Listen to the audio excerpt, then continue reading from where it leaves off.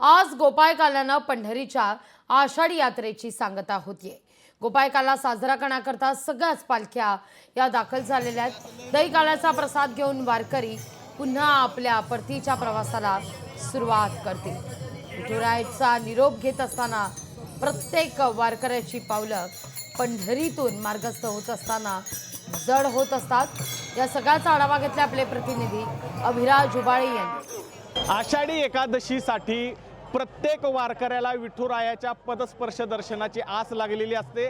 त्यामुळे शेकडो किलोमीटर पायपीट करीत भाविक आषाढी यात्रेला पंढरपूरमध्ये दाखल होतो, विठुरायाचं दर्शन घेतो आणि दर्शन घेतल्यानंतर त्याचं मन तृप्त होतं, मन समाधानी होतं। मात्र ज्या वेळेस पंढरपूरला निरोप द्यायची वेळ येते, आपल्या लाडक्या सावळ्या विठुरायाला निरोप द्यायची वेळ येते, त्या दिवशी मात्र आजच्या आषाढ पौर्णिमेला गोपाळकाल्या दिवशी या भाविकाचं मन भरून येतं, विठुरायाला सोडवत नाही।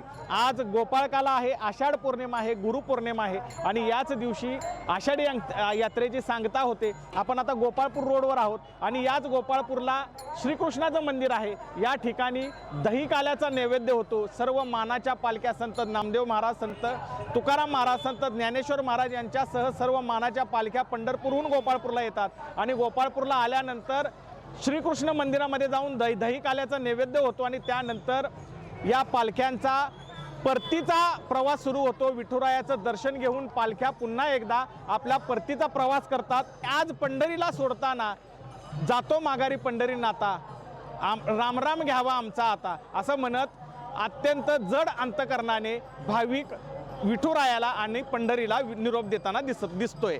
अभिराज जुबाळे, लोकशाही मराठी, पंढरपूर। लोकशाही मराठी, ऐका, पहा, जागरूक रहा।